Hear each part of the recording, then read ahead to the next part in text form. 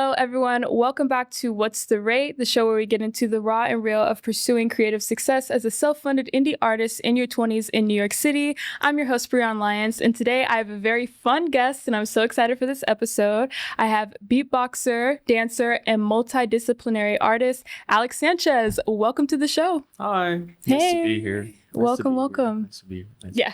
Right here. Oh, nice to be here. Yeah. Welcome to the show. So tell us about you. Tell us your story, how you got into beatboxing and dancing, all of that.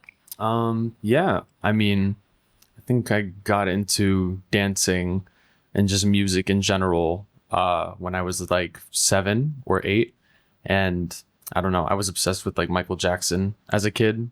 And he was kind of like the, wow, you can do everything kind of person, like dancing, singing, acting as well. He had an acting career. Yeah. And I was just like, that seems really cool and fun. And I just want to pursue that. I kind of knew that I wanted to pursue art just like ever since then. Mm-hmm. Even just like in school, I was never like I was good at all the, like curricular stuff, but I always found my passion was with the more artistic side of stuff. So yeah, I got into competitive dancing when I was around 12. I did gymnastics a little bit before that. And then beatboxing I got into when I was like 13, and then I didn't get into the competitive scene until I was around 15. And for reference, right now I'm 23. I turned 24 on Halloween, so it's coming up. I don't know when this airs, but yeah. So all right. That's kind of the gist, I think. Yeah. I should tell them how we met. So I photographed the 2023 beatboxing championship. Yeah. It was a Long Island event. Yeah. Long Island Beatbox, or Jack Nasty, right? Yep. Mm-hmm. That's the guy. Shout out Jack Nasty. Shout out Jack. So yeah, that was really cool. And I had no idea that there was that extensive of a community for beatboxing. So it was really cool. Yeah. And how dedicated all of you are. Yeah. It's insane. We're like dedicated to a fault sometimes, because it's like a big question is, where's the money in beatboxing? And honestly, that's a great question. We're all still trying to figure it out. But when you're passionate about something, the money is like we'll figure it out later type of thing, because we just care about, especially at those kind of events, just getting together and, celebrating the fact that we all have this niche hobby and art form that we can all come together with. So yeah, it's really fascinating. And you guys put on a show. Yeah. You guys put on a show. Yeah, we try. Yeah. So, tell us about your transition from college into post-grad and into the life that you have right now for yourself. I mean, it was kind of like seamless for me. Okay. Because I went to an art school. I graduated with a BFA in dance at University of the Arts. RIP, doesn't exist anymore. Real sad. We can get into that later. But yeah, I graduated with BFA in dance, and I was already dancing professionally for like either companies that my professors were a part of, like or directing. I was already beatboxing like professionally. I was doing gigs, touring, or like going to multiple international events. So I think the transition into post-grad was just kind of more of the same, except just like more focused, because usually it would just be, I would go to class, I would dance, then I would come home and I would work on music, and it would just kind of be this cycle. And art school teachers are very understanding when artists have like other commitments, and they're like, yeah, we want to support you, go do the dream, like what we understand. So they were always very understanding when I had to like fly out somewhere, and I would make up the work. And there's not a lot of work to be done when your major is to just show up and like wiggle your body. Yeah. But yeah, so they were very understanding, and it's just been a lot more of, finding my own work and more events. I graduated in 2024, which is crazy to think about. But I won my first big international beatbox event in 2021, the Grand Beatbox Battle. For those of you who don't know, there's a subcategory of beatboxing. You have the regular beatboxing competition, which is just me and my mouth. But there's also a subcategory called the loop station division, where you get basically a plastic box. It's got some effects, it's got some buttons, and you use mouth generated sounds and you loop it, and you can create a whole composition. That's the category that I won in 2021. And ever since then, I was just, I was already like doing the thing, but I started really doing the thing, and my career started picking up like in the middle of my sophomore year of college, I guess. Dope. So yeah, I was already kind of sustaining a career as like an influencer, part-time YouTuber, I guess, part-time streamer of music, and, just creating stuff and stream and stuff to put on streaming platforms and stuff like that, while I was balancing school. Mm-hmm. So now that I don't have school and I can fill it up with like actual, like 9-to-5s, which thankfully I haven't had to do outside the realm of, arts yet. I haven't had to, thankfully, be a cashier or, anything that, feels like corporate, Mm-hmm. And not that there's anything wrong with that. Right. But like I said, I knew that's not a setting that I would thrive in. Mm-hmm. Obviously, to make ends meet, I would. But thankfully, I haven't had to be in a situation that would be the case. Nice. And you were saying prior how you teach dance. Yes, it's and true. That's your it's a part of it. Yes. Great. Aside from the streams I get on my music, the streams I get on my YouTube videos, the gigs that I do for beatboxing. I also am part of a it's crazy how full circle this is. I'm part of a Michael Jackson tribute show as a backup dancer. We tour, and we do like multiple shows a month, all over the country. But yeah, so gigs like that, it's just like small little pop-up gigs, and then the occasional or like the steady teaching job at a New York Performing Arts Center in Harrison, New York, teaching competitive hip hop to schools, setting choreography on them, giving them foundation to like strengthen their hip hop training, Mm-hmm. and putting them out there with my choreography, and hopefully they can place high and win awards. Yeah. So that income combined with the steady, YouTube income, steady streaming income, it all makes like I get by, Yeah. And that's all I need right now, because I'm happy. And I think if I were doing any more, I would be exhausted. Yeah. So then what does like a typical day look like for you? Yeah. I mean, it changes day to day. Yeah. The schedule can be all over the place, for sure. Typically, I only teach maybe 2 days of the week at this studio. And normally I wake up and I get ready to do a live stream on YouTube. Donations come in that way. I'm either making music on the spot with my loop station and multiple instruments. I'm a piano player as well, as a beatboxer and singer. And I usually just take suggestions from, my audience, whether it be songs that I have already, or they just want to hear me attempt something like from scratch, or they want me to, the reaction market is crazy as well. Just like, we want you to watch this video and give your insight on it because you're a professional. So I'll watch beatbox battles, which is still so weird to me that people want to hear like my opinion on stuff, but I don't know.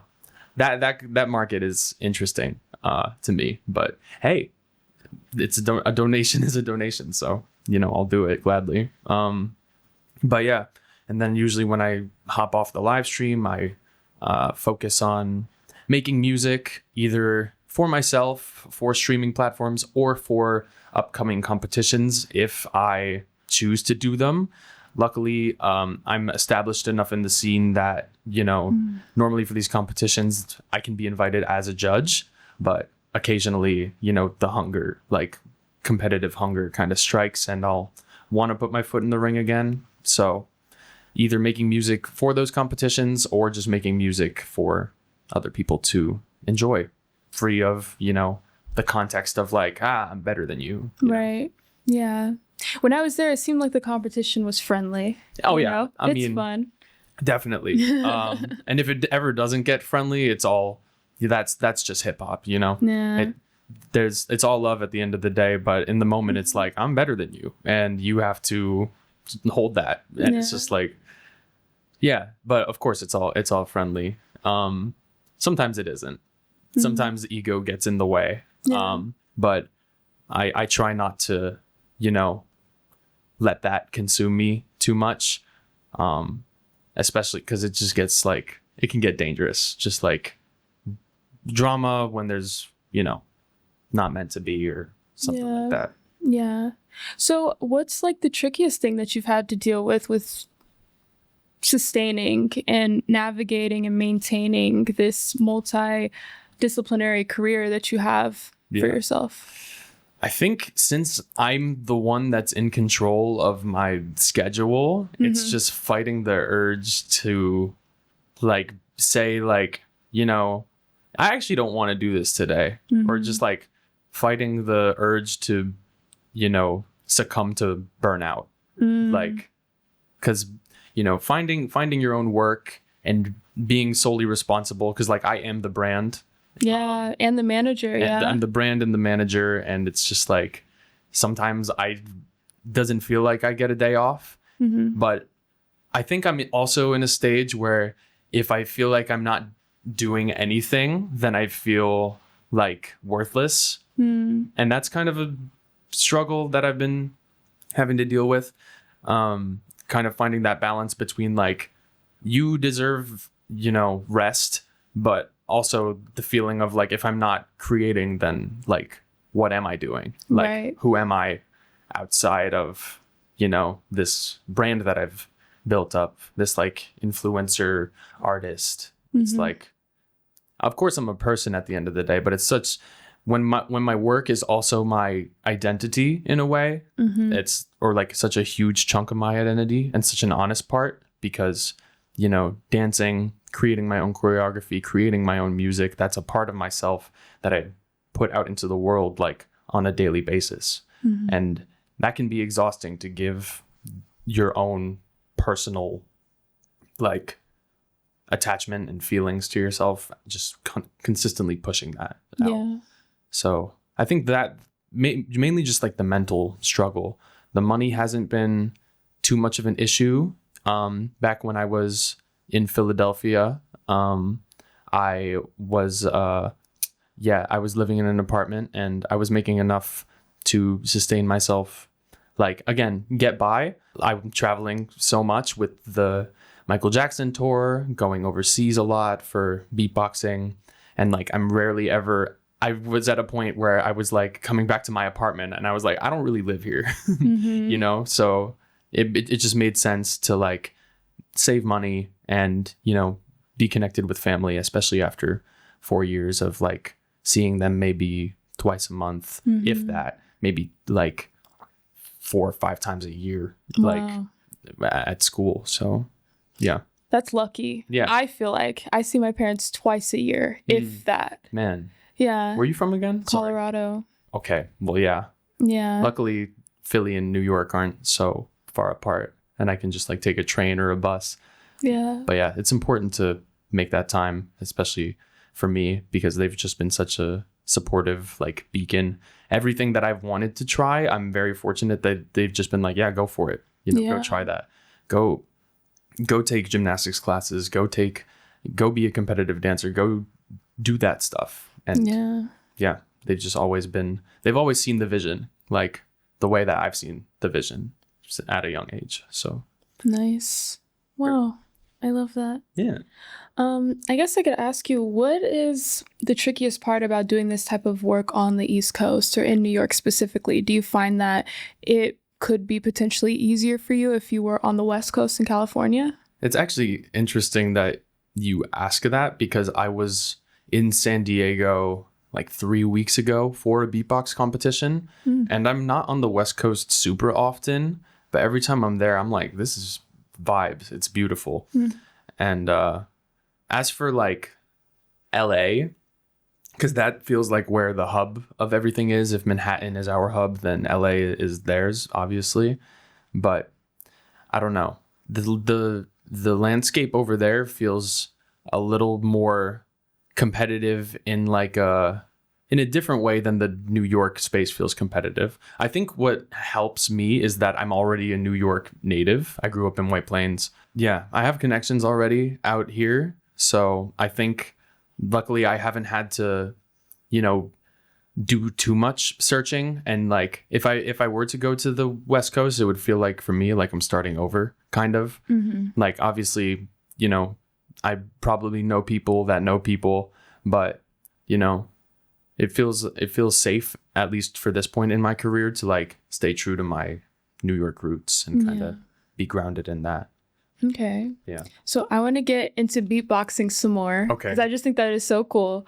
So how do you go about thriving in that realm? Like, say if I have been in it for a couple years and I'm ready to take it seriously, right? Do I search for some type of rep? Is there a union of some kind for beatboxing, or how does that work? Yeah. I mean, for the most part, a lot of us are freelance / just like, making our own opportunities. There are talent agents out there for beatboxers. I don't know too many of that, but it's definitely there. But a lot of us are self-managed. And yeah, it's so niche, and it's like those kind of things, since the competitive format has only recently started developing a lot within the past like 15 years, maybe. Everyone's still trying to kind of figure out, what's the best way to monetize it? What's the best way to push the envelope in terms of like getting consistent bookings for such a, seemingly like niche like art form. Yeah. But sorry, what was the question again? Is there a union or some type of like professional rep that you would seek out? I mean, there are like, so the same way that Long Island Beatbox is a brand, there are multiple like brands that organize their own battles. The main one being Swiss Beatbox. That's kind of like, I don't want to say they have a monopoly on the beatbox community, but they're like the ones to look to for, all beatbox related content, like on a global scale. They've been hosting this thing, the thing I won, the Grand Beatbox Battle, since 2009. And every year it just gets bigger and better. It's been in Switzerland. It's been in Poland the last 2 years. The one in Poland is the one I won, and it'll be returning to Poland next year. But for the past 2 years, and including this year, November like 1st or sometime in the next coming weeks, it has been in Japan, and it's been awesome. And the funding there and sponsorships have been like, wow, it's crazy that they're making this all work. That's kind of like the biggest honor in beatboxing right now, is if you're a champion of that, it's like, wow, you made it. Like the competition is crazy high. But in terms of like kind of creating your own brand, you just kind of have to put yourself out there on the internet, attend as many battles as you can. Luckily, the online community is very big, since beatboxing is such an international thing. We all kind of cultivate into online beatboxing servers, like on Discord. It used to be TeamSpeak. That's where I started. If anybody knows what TeamSpeak is, props to you. But yeah, Discord beatbox battles are still very much alive and well. And, they create a space, like if you don't have that, like I can go to a beatboxing event or a battle, like readily available to you. You can jam with essentially anybody from all over the world as long as, they're there. Like, and that's kind of, where I honed my skills a little bit. Obviously, attending the live battles is very important. Yeah. But having people that you can kind of just jam with and talk to over the internet about beatboxing, about like learning different sounds. Yeah. What skills to prioritize, that kind of thing. And how do you go about learning new sounds? Like, that's a great question. There are tutorials on the internet. Okay. But yeah, like sometimes those don't work. Sometimes you just kind of need to figure it out for yourself, and everybody's body is different. So some people can't get sounds that other people can, vice versa.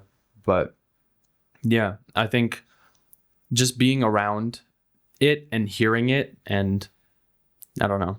It's like it's basically like learning a language. Or like learning how to sing, I imagine, right? Yeah, exactly. Yeah. How to control your breath, mouth placement, vowel placement.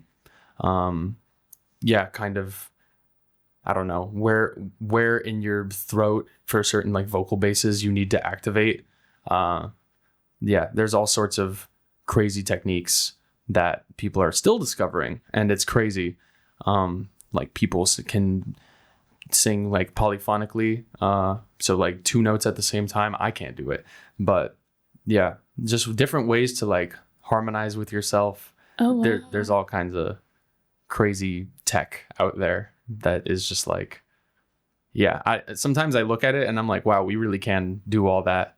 Because like, I don't know, it's so normalized to me now because I'm in it so much, but I'm like, wow, we're kind of like freaks. We're like kind of superhuman in a way. Have you ever had to forfeit an opportunity because you had to prioritize like survival or your own personal life or anything like that? That's a good question. Survival, I've never felt like I need to survive. It's if I'm forfeiting an opportunity, it's usually for my own like mental well-being, like just in terms of like, because competition and art can be very draining, and sometimes, especially in the dance world, it's like my body is not up for this right now. Or sometimes my beatboxing and my dance worlds can like have a moment of like, you got to choose one. These two important events are falling around the same time, and sometimes the thing that I want to go to doesn't pay. Okay. Or like it's not guaranteed money, whereas if I went into this dance opportunity, that's like guaranteed money, but it's not necessarily building my career or my outreach, like my personal one. And also, I feel like beatbox events are very special because, you get to see, especially the international ones, you get to see people from all over the world that maybe you see once a year, maybe once every 2 or something like this. So sometimes it's just like, what will serve me the most right now in terms of like fun or just like personal gain on a creative and inspiring level. Sometimes you do, for me, I will take the like enriching thing like over the like, you can earn a couple, $100 or whatever. Because sometimes I just need like, it feels like a vacation sometimes, but also just like, or like a retreat, I guess is the better way to put it, because you're still learning and you're still absorbing information, but it feels like research, but also just like community and building, and stuff like that. And that goes for dance events too, or just like an audition or something. Yeah. Which I'm still trying to get better at. Getting into the audition space. I kind of suck at putting myself out there in that way. And I don't know if that's because I'm comfortable with, what I've already established and I can just coast on that, or if I'm scared of rejection or what that is. But yeah, I think I just need to start pushing myself more into like spaces I'm not as comfortable with, even though that feels crazy to say, because like I'm already doing like so much within what I am good at, which just so happens to be like a lot of things. Yeah. But yeah, in terms of sacrifices, it never feels like I'm sacrificing anything because I feel like I'm winning. Regardless. Yeah. Yeah. There's something to be gained, whether it's knowledge or fun. Sometimes I just want to have fun. Or, obviously the best case scenario is like everything that encompasses all of that. I get to chill, I get to perform, and I get to make money all at the same time. But yeah. Cool. I hope that answers your question. It does. So tell me about what you're working on right now. Lots of music. Lots of music. I'm getting more into like actually producing.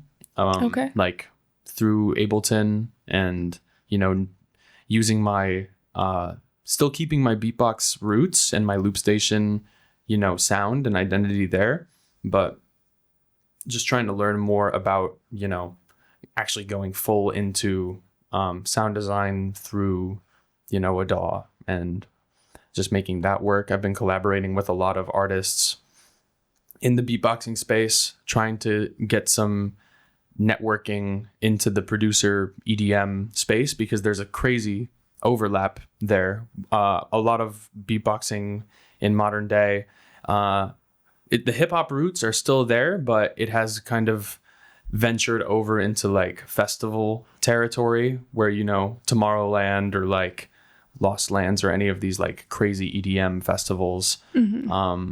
We're having like raves basically at every beatbox event that you go to, and it's just like a wall of sound. And I think the combination of beatboxing and produce music is like it's a no-brainer. So trying to branch out into that a little bit. I think the end goal, and when I did my senior thesis at University of the Arts, it was a combination of my choreography with my sound score. So that was a really cool thing that I was able to fully flesh out.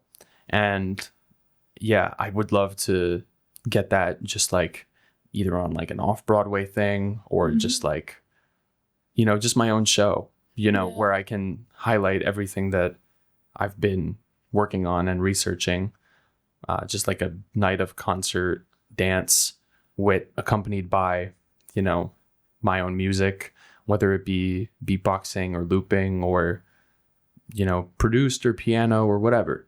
I just love choreographing on bodies and performing myself. I just kind of want to be a creative director in that sense. That's kind of like I don't know how I'm going to get there, but I want to get there. I want to make that happen. So like I have these visions and, and I know that I can execute them. It's just a matter of logistically finding the right people, finding the right spaces, finding the right time, and, making it all, coordinating all that, I guess. As another artist who definitely relates to your art being you, right? It's not separate from you. And trying to make this into a full-time career, it demands you all the time, right? You're always on, you always have to make decisions, you always have to show out and provide and perform, right? So in that, what are some of the personal lessons or takeaways or ways that you've grown as a person with navigating something like this, you know? Yeah. You talked about your relationship with rejection, how you're still working on that, and also burnout, right? So I'm interested as to how your brand has forced you to grow as a person. Yeah. I mean, I think the only way to succeed, well, not the only way, because there's a lot of different ways to succeed, but I think the only way for me personally and to feel good about my artistic journey is to be honest. Yeah. And I think I've kind of struggled with that just in life, honesty in what I value, honesty in what like I enjoy about myself, honesty in like the kinds of energies that I welcome in my life. So I think learning like not to like lie to myself and people please and actually make what I want to without, you know, because I did talk about rejection, and I think a big part of rejection is, you know, obviously not being accepted. And I think a big part of being an artist is that validation and wanting to be loved or liked. And sometimes I've felt myself not being fully happy being accepted because I knew that deep down, like, this isn't what I enjoy, or like, this isn't connecting with me. This is more for them and, you know, what an audience expects. So I think, just being honest with myself about like, no, you are actually valuable in this way. And that's okay, because like, grew up with a lot of self-doubt, and because you know, growing up, like, I was very invested in what I was doing, and I was a very hyperactive kid, and I would like, my talent would kind of just like, it sounds so like stupid to say, or like egotistical, but my content or my talent would like kind of seep out of me, and kids at my school who were insecure, they couldn't handle that, and they would like try and tear me down because of it. So I think just realizing like that I've kind of had to like I don't have to make myself less than for other people. Still overcoming that. Like, people tell me that I'm humble all the time, and I don't think that that's something that was that comes from me. I think that's something that was like beaten into me through like trauma a little bit. It's just like making myself, I don't think, because it doesn't feel like humility a lot of the time. It feels like just making myself feel less than, so that everybody else in spaces with me can feel comfortable. Yeah. It's a kind of a weird conundrum that I'm in, because as an artist, you need to put yourself out there, and you need to understand your value and your worth. But, and I can, and I do know that deep down, but I still find myself in those habits of like, no, it's like, just kind of this pacifist, just like, or passive rather, mentality of like, yeah, you know, I can do that if you want, but like I often find myself in spaces like waiting to be asked instead of just doing it, instead of being like, yes, I can show up. It's like, I can show up if you want me to, because I do believe in myself, and I do know that I have the talent to hold myself in those spaces, but it's just a matter of like getting over that mental like leap, I guess, of just like, you're okay, you are valuable, like, and just not letting my shine get dimmed by you know, people pleasing. It goes back to people pleasing again, and acceptance, and it's just like, you have to accept me for how I am, and the space that, or the energy that I bring into spaces, because this is me and this is honest. And yeah, just finding myself through that, I think, has been, it's an ongoing thing. I don't think it'll ever be like a fully like, yeah, now I'm zen with everything. It's gonna be work, but it's necessary work. And I find comfort in the discomfort of knowing that I'm getting there. So yeah. Yeah, I definitely can relate to that.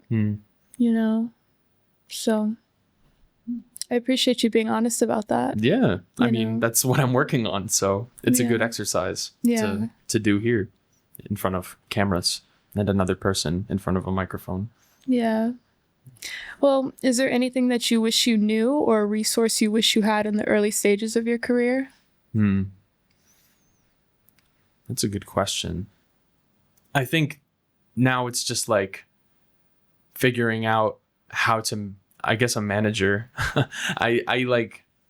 I'm doing an okay job managing myself, but yeah, just knowing where it feels like sometimes opportunities are like hiding.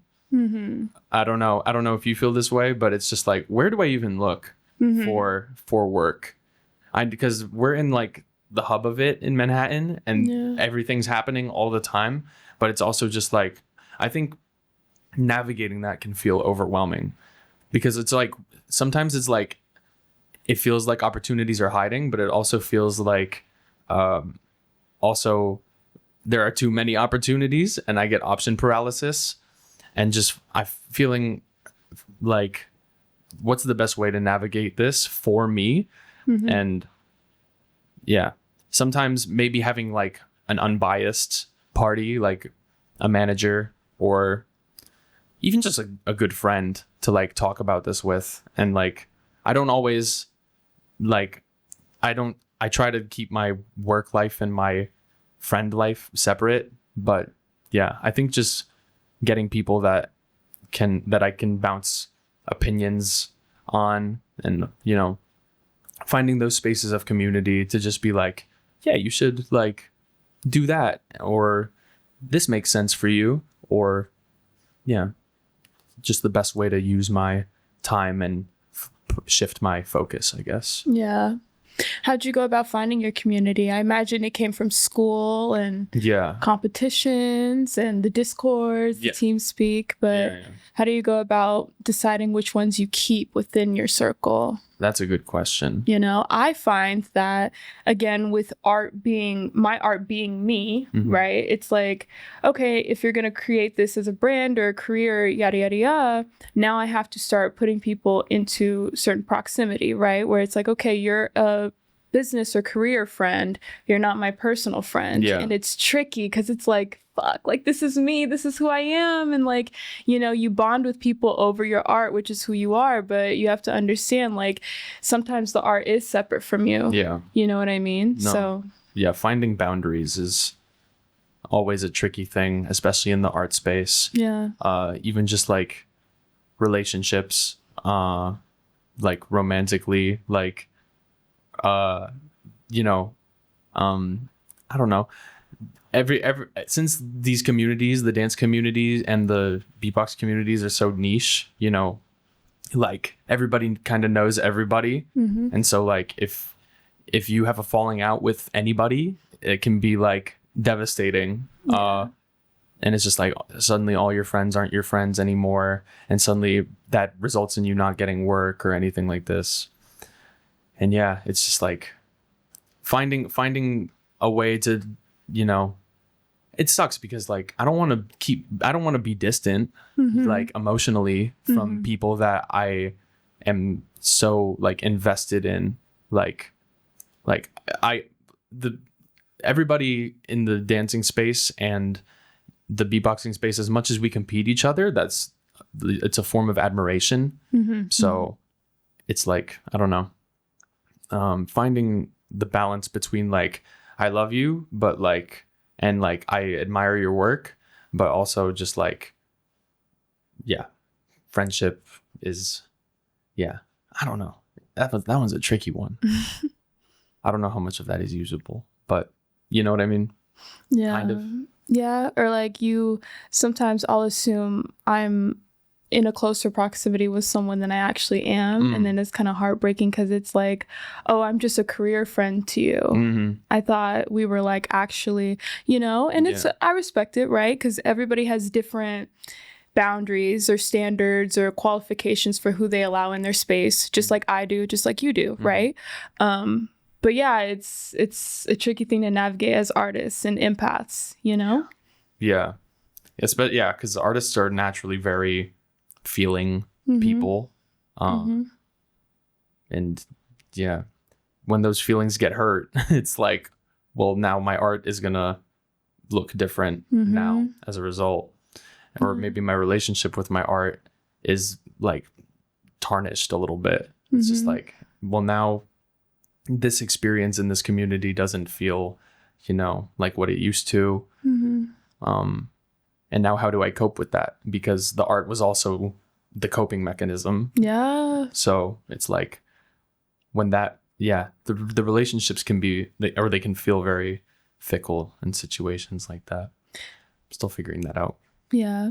You find that with dance, and you could also answer how you pour storytelling into your dance and your craft and how you create choreography, but also if you use like dance as a coping mechanism, right? And like what that looks like for you. So just tell me about what you pour into your choreography and if you take like life experience and use that. Yeah. I think as far as choreographically speaking,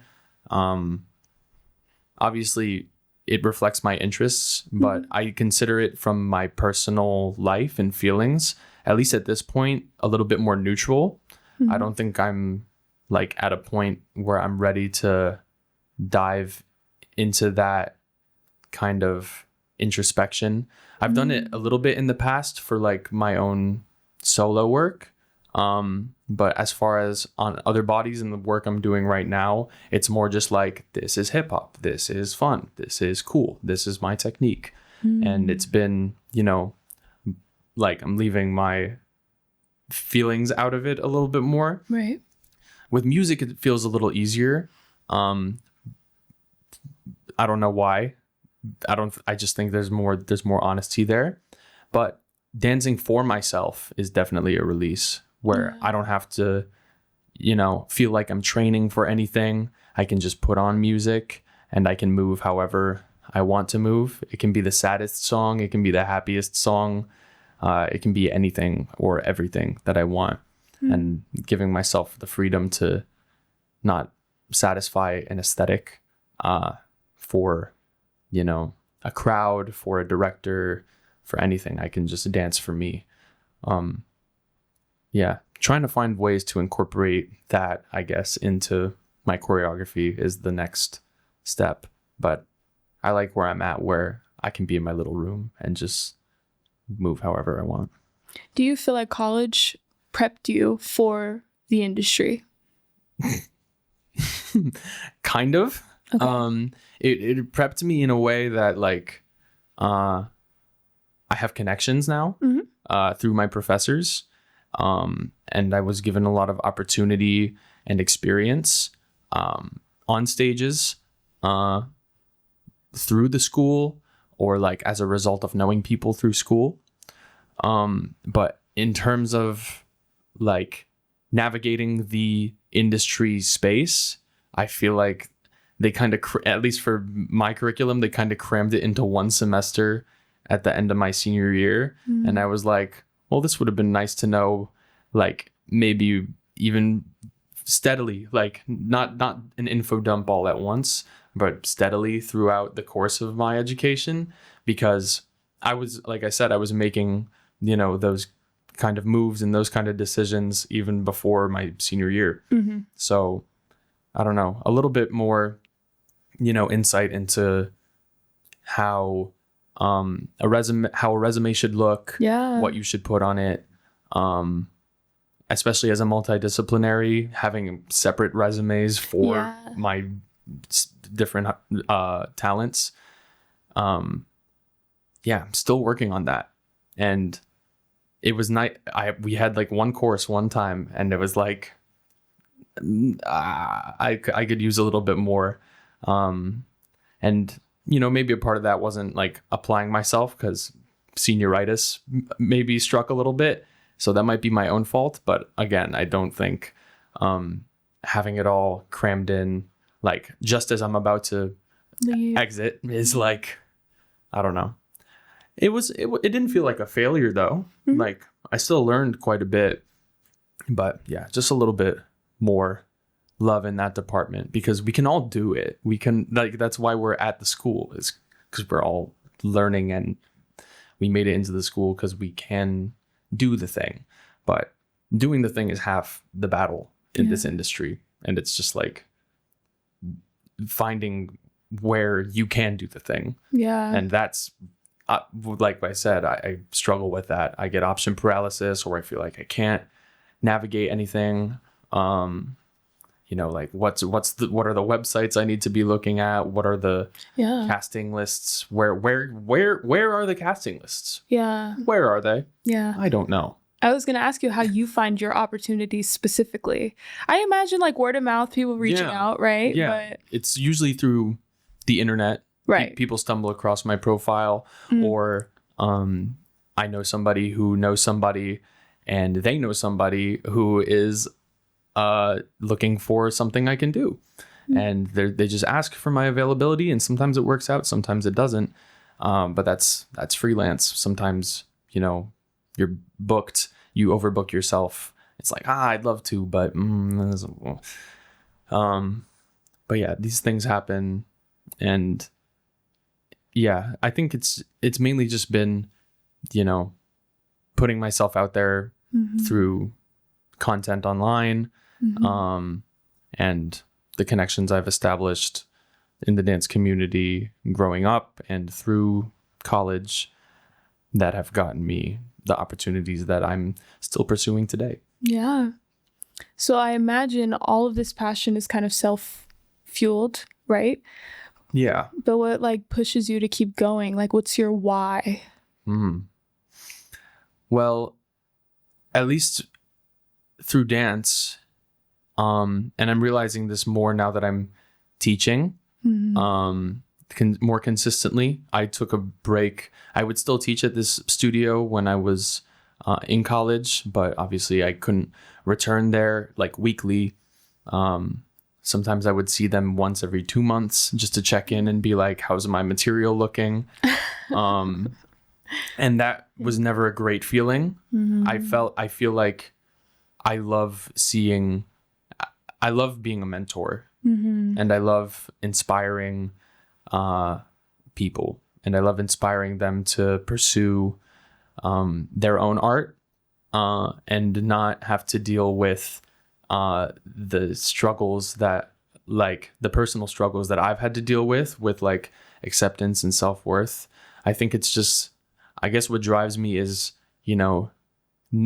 making sure that, as an educator, that nobody has to feel the way that I felt growing up, and like kind of correcting that for them if they need it. Everybody joins dance or art in general. Everybody pursues art for different reasons. Maybe it's just a hobby, maybe it's their outlet of expression. But either way, I think pursuing something artistic is incredibly vulnerable. And I think my why right now is to let people know that that's okay. It's okay to be vulnerable, and it's okay to, pursue what you love, like without strings attached, without feelings of resentment towards yourself, or, this like crippling self-doubt all the time. And that it's okay to feel those things, but yeah, just knowing your worth and value. Because as an educator, like when you work close with these kids who really want to get better, you see, especially weekly, the improvement and the drive. And it's inspiring to know that I can, pull that out of somebody, but also that they can pull it out of themselves. And yeah, that's really powerful to me. And even just performing, knowing that I can, make somebody's day, or that if I'm live streaming on YouTube, that this like helped their day in any way, or just like, that I really needed this music today. Thanks for sharing. Like, just even that alone is like, obviously it feels good to be like, yay, somebody enjoyed my stuff. But it's also just like, I really take pleasure in other people's pleasure and their active enjoyment. Yeah. Yeah. If I can enrich anybody's life, like, I want to do that. Yeah. Impact. Mm-hmm. Yeah. That's lovely. Mm-hmm. I think that's why I'm also okay with coasting right now. Because I'm already doing all that, like what I love, and making people's days brighter. So I don't know. That feels like enough right now. Could I be making more money? Maybe, probably. But I feel full. I feel content right now. Of course, there's always more, and I'm going to pursue it eventually. But as of right now, today, on this day of filming this podcast, I feel really whole. So beautiful. Yeah. And I think I needed this podcast today to come to terms with that, because I don't think I have talked to this is like therapy for me, low key. Oh, okay. It's like, because I do look within a lot, but I think I've been so caught up in opportunity that I forgot to like check. But now I'm like verbalizing it all, and I'm like, yeah, I guess I am okay. Yeah. Didn't know that, but yeah, I feel good. Great. So thank you for having me. Yeah, of course. Of course. What keeps you going in times where you feel invisible or exhausted? That's a good question. Invisibility is never, it feels very real, but it's not. Because, I can look in the mirror and always be able to see myself. And even if like it's a bad streaming day and it's like there's only like less than 10 people, which that's still somebody, and even if it was nobody, like just knowing that I'm getting better at something, like I said with the dance, I don't need an audience to be able to vent, or like right now you're my audience and I'm venting, but I could have these conversations with myself. I can have these breakthroughs personally or artistically with myself. I just got to dig a little deeper, maybe work a little harder, maybe work a little differently. But just knowing that, I'm always there for me. I'm never truly invisible in that sense. Yeah. Exhaustion, still working on that, honestly, because I feel pretty exhausted even today. But I think just remembering the why, like we were talking about, because I think it's a mental thing, exhaustion. Like it can feel it. Obviously, it's a very real thing, and it's not. And sometimes it's healthier to listen and just be like, yes, I am exhausted. But I think just coming to terms with like I can rest, and I don't need this. This exhaustion can sit. Actually, maybe this exhaustion is like research for how to approach my art now. Like, what does my art look like when I'm not fully there? And how is that okay? Like, because I'm a perfectionist, I think as artists, we kind of all are to a degree, not to generalize. I got it so bad. I'm such a perfectionist. Yeah, I understand. But I think just being able to be like, my art is not suffering because I'm suffering, and to accept that and just be like, my art at 20% is still art, and it's still valuable, because like if I can show up to a space not 100% and I can still have an impact, then that's still valuable. And even if I didn't have the impact that I wanted because I was feeling some type of way, obviously it would be very easy to beat down on myself. But yeah, again, it's all a mental thing. It's just like, well, I tried. Is that the kind of answer your question? Yeah. It's just like, yeah, figuring out Hmm. I just have to do this. I don't know. My words are failing me right now, but because I'm not 100%. So, Yeah. but that's okay. I think just being honest and being present Yeah. with however much you have, 40%, 60%, yeah. Yeah. Exhaustion is a real thing. And it feels like an ongoing thing. Like sometimes I'm like, am I ever going to not feel tired? Yeah. But I don't know. We keep pushing, and I don't know. I'm alive, Yeah. and that's something. That's enough. Yeah. Honestly, it's okay to just be sometimes, Mm-hmm. not for anyone or anything, but as a speck of dust on a floating rock. It's okay to just be Mm-hmm. sometimes. Yeah. What are the ways that you replenish and that you do, fill yourself back up? Yeah, connection, meaningful connection. I feel like, again, we compartmentalize a little bit with our artistry and, our non-artistic endeavors. And that's just being with friends in a capacity where we don't have to be talking about art all the time. Like, I don't know.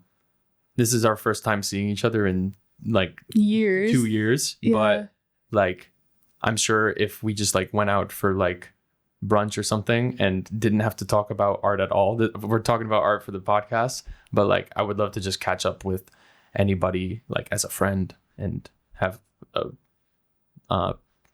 just like a meaningful personal connection about, like what how's your family, or just like what's going on, what's your favorite color, because I don't even think we've gotten there yet, and that's okay. But yeah, just finding, I love connection and I love people, and I think that's why I pursue art, because there's nothing more personal than the way that art can reach someone.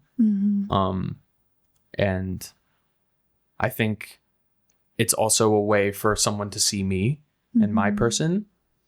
So yeah, I value being seen and I value seeing others. And I've been talking a lot because that's what I'm here to do. But I would love to just listen and learn from your experiences or from anybody's experience that, I just want to, sit back and be along for the ride for. I guess just like passively like absorbing people's energy and vibes. That's kind of how I replenish. Just like, and sometimes just alone time. Which is another struggle. It's like feeling lonely versus like a necessary isolation. Yes. Yeah. That's something I'm still working on for sure.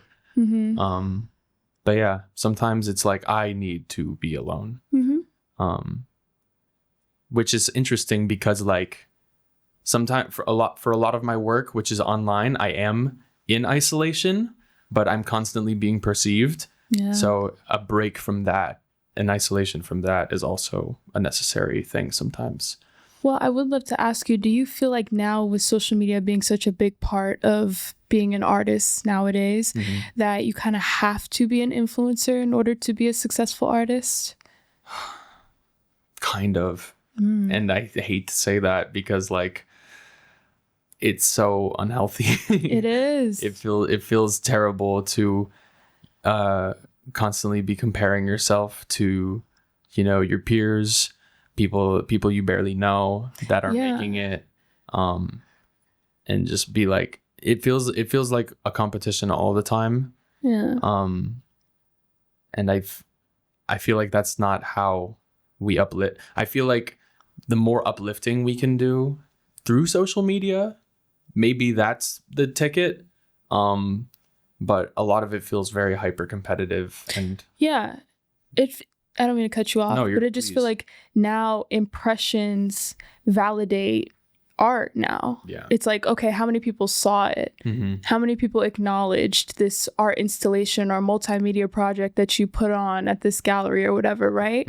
And it seems like now, if not many people saw it, it's like, okay, well, how are you going to let people know what you do? Or how are you going to, you know what I'm saying? Like, get people to acknowledge you as an artist, right? But I think it's good to remember that, you know what, regardless if there's 2 people in that room, right? If those 2 people saw it and they were impacted, then that's all that really matters. I agree. And it goes back to your why, right? But I always like to ask other artists how they feel about that because, we live in a digital age and it can be annoying. Worse. Yeah. Because now it's like, on the other hand, people may get exposure that they otherwise never would have. Right. But then it also, you know, it's like if everybody's special, then nobody is. Kind of thing. Which is weird. It's really weird. And what dictates more, you know, more value? Yeah, like the viewership or the actual quality of work being put out. And the fact that I have to like think about it in a competitive lens. Like I I grew up in a place where comparing art is like normalized, like through competitive dance. Of course, it's never really about, you know, winning necessarily. It's just about getting out there and doing your best. But yeah, competition is so deeply rooted in my art forms that I pursue. Just like I'm the better technician, I'm the better emoter, I guess. And you as an actor, right? It's like there's not too many besides the audition process. It doesn't feel as like competitive or rooted. You can correct me if I'm wrong, but I don't know. Oh, it's a very competitive industry. Yeah. Yeah. Just like, but there's not like an acting competition where it's like I can be better than you. Right. Yeah, no, I think it's just getting the job or not getting the job. Exactly. You know? That's the competition. Yeah. So. But yeah, competing now everybody's competing for everybody's attention all the time on social media, and it's exhausting. And it's like, yeah, again, you just need to take a step back and be like, okay, that's enough yelling. Everybody's just screaming at each other all the time. Just like, look at me, look at me, look at me. This is why I matter. This is why I matter. Yeah. And like, yes, you do matter, but like lower your voice, please. Yeah. I don't know. Yeah. But yeah, I've been trying to find like the way to not shout at people, but also, you know, put myself out there. And that goes back to my, you know, being humble, but also like, you know, still needing to express like, this is why I matter. But yeah, it never feels good to be like, I feel guilty promoting myself a lot of the time when that doesn't make sense. Yeah. Because like, this is what I do. This is my art. And I live for you to come see it. Yeah.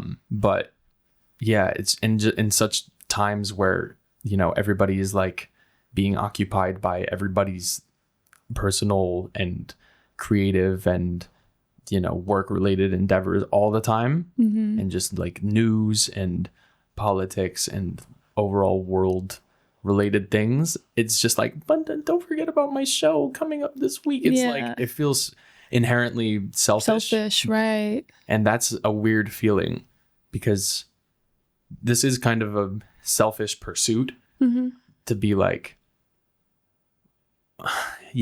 it's selfish, but it's like, I just gave you all the reasons why I love it, and they were for other people to feel good, which is a selfless act, but it's still me at the end of like, I'm the one in the spotlight. So it's a weird situation between like, am I being selfish? How much of this am I really doing for myself? Yeah. I don't know. I think just ego. It's a paradox. Yeah.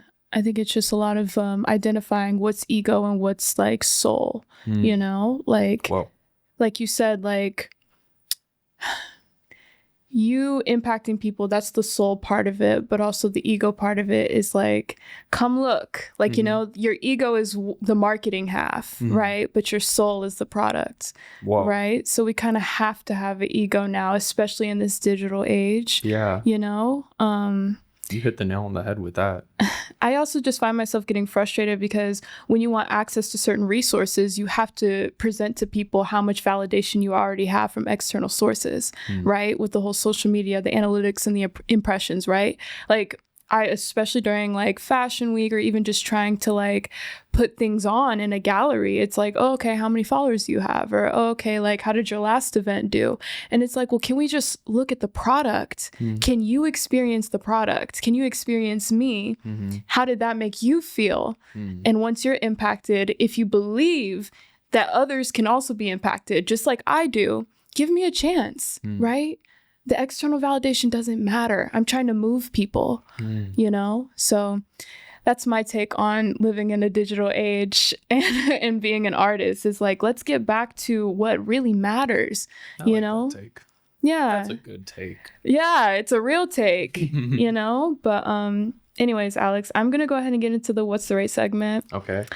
What's the rate? You're going to rate these 1 through 10, 1 being no, you don't agree, and yes being that you're here for it. Oh, God, my opinion. Yes, your opinion. Oh, okay. Your opinion. Ooh. I want to hear something. I didn't teach you that. You didn't. Dang, that was kind of... It was so on the spot. Opinion. Opinion. Oh. Now we're getting somewhere. Okay, first one is using Instagram to find career opportunities. To find career opportunities? 1 through 10. 5, 4. Okay, second one is LinkedIn. Never used it, so I hate LinkedIn. I can't give my opinion on this. Okay. But if you hate it, then I hate it. So 1. Okay, great. Number 3 is always saying yes. Ooh, 7. Okay. I love to say yes, but sometimes I realize that I can't overbook myself, or just like that's not going to serve me right now. 5. Okay. 5 is final answer. All right. Very neutral. Number 4 is mentors. 8. 8. Love a mentor. Number 5 is non-paid projects. 6.5. Okay. Can I do decimals? You can. Okay. I'll allow it. Okay. Number 6 is working your way up. I like that. 7. Okay. I'm going to ask you why for this one. For this one, working your way up, I think I feel like there's no greater joy than being like, yes, I worked for this and I'm here and I deserve it. Last one is fame. Oh, 6. Okay. Do you want to why? Yeah. Yeah. People, it's a weird, fame is a weird thing because it can be such an astronomical feeling, but also like I'm technically famous. Like I have millions of views accumulated across multiple platforms. But it never feels like fame really. And I think the moment I feel like it's fame is when I become different. And it's like, oh yeah, I'm famous. I feel like fame is not indicative of you as a person, Right. or your, like, of course the opportunities that fame can get you and the notoriety, and maybe the impact that we were talking about, that's all very meaningful stuff. But the title of fame, it feels like icky. I don't know, because there's some context there that's like you're better than. And I feel like as artists, as at least the kind of artist I want to be, I never want to, again, I'm a competitive beatboxer and dancer. So but I still never want to feel better than, you know, I can show up and, my art will speak for itself. And if people see more value in that than somebody else, that's their prerogative. But yeah, it's like, I don't ever want to feel like of a higher status because of, what I do or the things I achieve or the work I put out. Yeah, I think fame means different things to different people. So that's why I like to ask the why for that one. But Yeah, that's all I have for you. Where can the people find you and what projects are you working on? This airs in January, so Whoa. anything until then. Anything until then. I don't know what the future holds in 2026. But you can find me on Alex Sanchez Creates on all platforms, Instagram. I don't really do TikTok anymore. I kind of got over that. But you can find me on Spotify under the alias Bizkit, Bizkit. Not the limp one, just Bizkit. I should have thought that through when branding myself, but it's okay. Yeah, Bizkit is my beatbox name. You can find me on YouTube under Bizkit Beatbox. I usually pop up. But yeah, Alex Sanchez Creates on Instagram. Thank you so much for being on the show. Thanks for having me. I appreciate your time. I appreciate you and Thank your you. questions. Yeah, of course. Thank you guys so much for tuning in to another episode of What's the Rate? And we will see you on the next episode. Bye. See ya.